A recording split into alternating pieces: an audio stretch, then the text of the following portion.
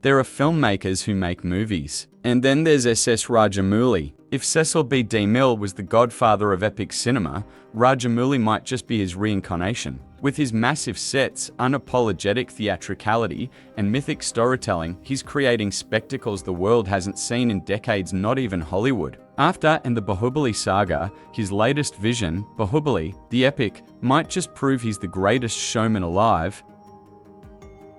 Now, imagine a 4-hour-long movie that never lets your pulse rest. That's Baahubali The Epic. It's a maximalist fever dream based on Indian folklore Rajamouli heard as a kid, yet it feels universal, almost biblical, like a mythic version of Moses vs. Pharaoh. The movie feels like The Prince of Egypt if it were directed by Ridley Scott and scored by Hans Zimmer on steroids. It begins with a baby abandoned under a thunderous waterfall, found and raised by a kind woman named Sangha. The boy grows into Shivudu, played by Prabhas, a man built like Chris Hemsworth's Thor and blessed with the heart of a god. Shivudu is obsessed with climbing the impossible waterfall that defines his world. Over and over, he tries and fails until one day, through sheer will, he conquers it. And what he finds beyond that waterfall changes everything.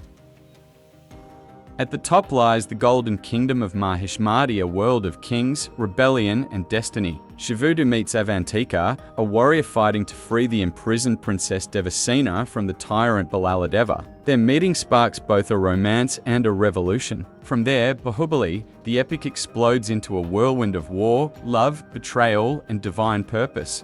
And let me tell you, the visuals? Unreal. Rajamouli doesn't use CGI to mimic reality. He uses it to expand imagination. The film's scale makes Marvel look modest. There's a scene where Shivudu lifts a mountain-sized Shiva lingam just so his mother never has to walk miles for water again, and somehow, it feels more moving than any superhero moment you've ever seen. Now, it's not all perfect. Rajamouli cuts some corners, especially with the love story between Shivudu and Avantika, which feels rushed through a montage. But even with its flaws, the film's rhythm never truly breaks. It moves like a myth in motion, unstoppable and poetic.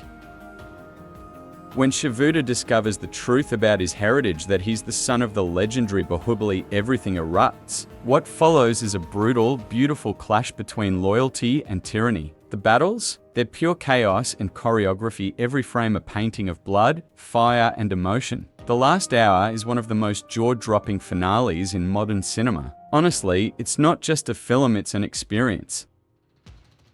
Rajamouli's genius lies in how he embraces artificiality. He doesn't hide it, he celebrates it. Clouds float beneath castles. Ships soar through the sky like swans. Heroes leap across entire armies like gods. And somehow, instead of feeling fake, it feels mythic, like you're watching a dream built from fire and music.